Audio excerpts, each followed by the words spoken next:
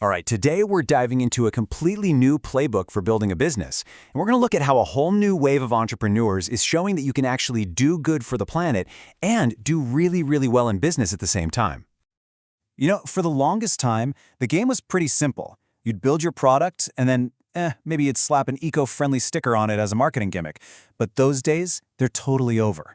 What's so fascinating now is that being carbon conscious isn't some task for the marketing team anymore. No, it's moved right into the heart of the business model. It's not the last thing you think about, it's the first. So let's get into it. This is all about a massive shift in how you think about business.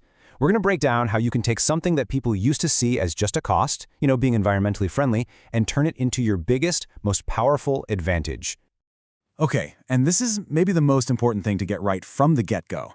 This isn't about being perfect. Nobody expects you to launch a brand with zero impact on day one. I mean, that's just not realistic, and your customers know that. The real win?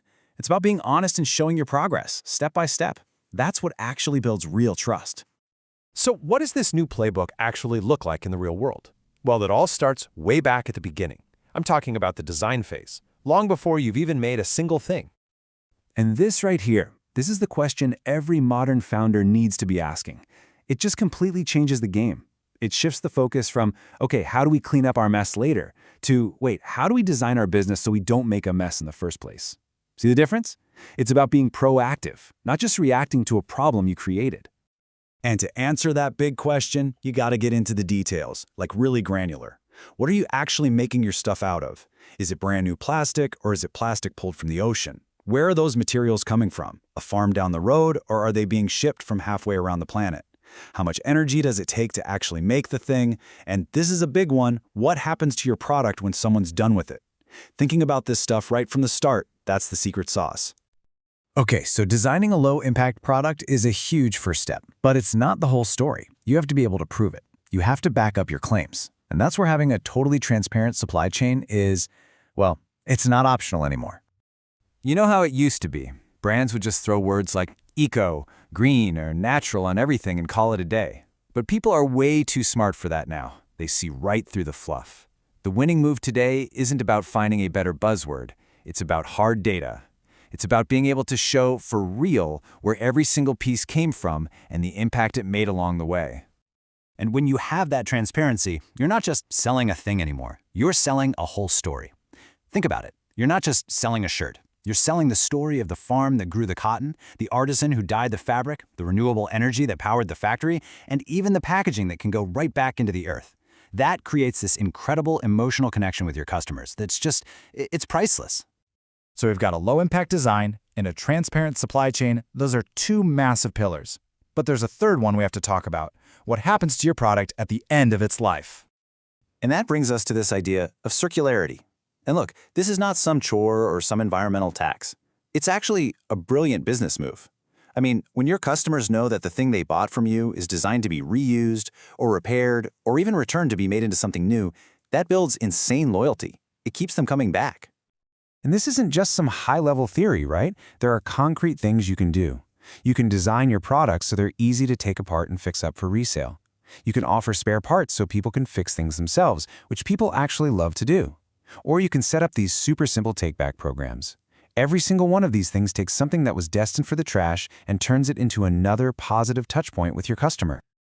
All right, so having a great product and a great process is absolutely key. But that's only half the story. You have to talk about it. And how you talk about it with total, radical honesty is what turns customers into a real community.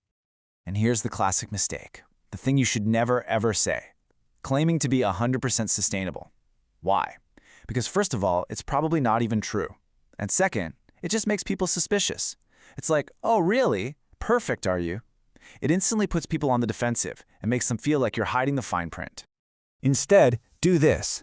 Look how much better this sounds. It's specific, it's got numbers, and you know what? It's honest about the parts that aren't perfect yet.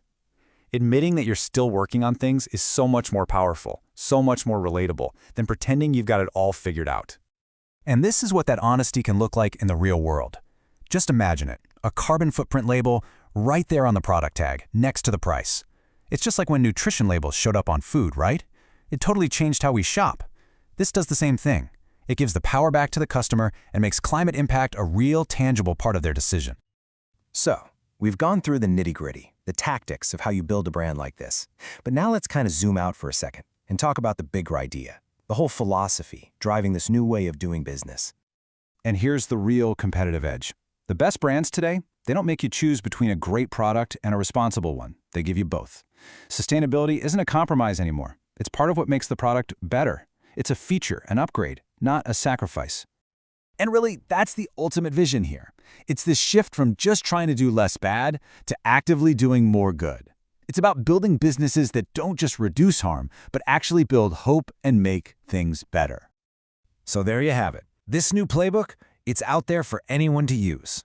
The strategies, the tools, they're all right here. It's a roadmap to building a business that's not just successful, but also meaningful. So the only real question left is, what are you going to build?